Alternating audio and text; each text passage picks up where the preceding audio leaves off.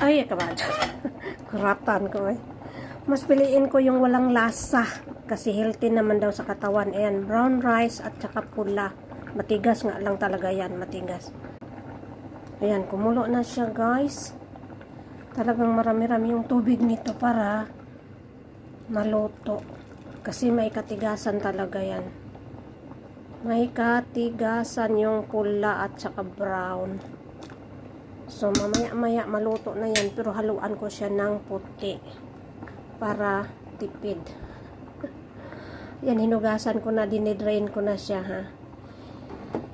Kasi mahal kasi itong pula, dime.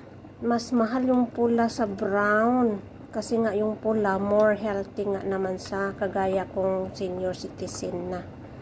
Hindi baling walang lasa. Para naman hindi tayo maraming may ik-ik na nga. Pero yung ik-ik ko hindi related dito sa kinakain ko. Yung ik-ik ko related sa matanda na. Kaya babawiin natin sa pagkain para huwag nang madagdagan yung ating ik-ik. Yan, ilagay ko na yung puti. Kasi naka 10 minutes na yan. Tak mo. Huwag nang haluin para hindi siya magkaroon ng lawot-lawot ba. Bahay yan, bahay. Mamaya ko na haluin pag naluto na siya. Ayan. Abangers. Abangers tayo ha. Isara ko na siya.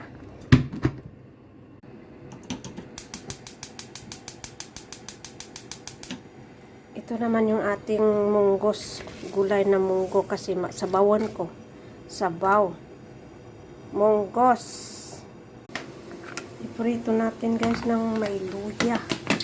Iprito ng luya kasi ulam. Tapos may gulay, may sabaw, kanin.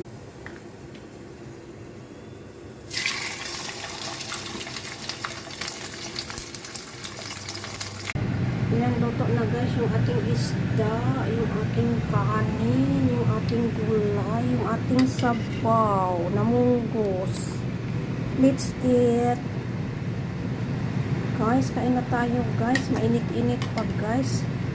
Wala tong mantika na sabaw, wala. Ito lang ang may mantika. Ayan. Bini ako para maluto yung tinik. Kakainin pati tinik. Ayan, di ba? O, walang matapon ng inyong lula, guys. Sayang.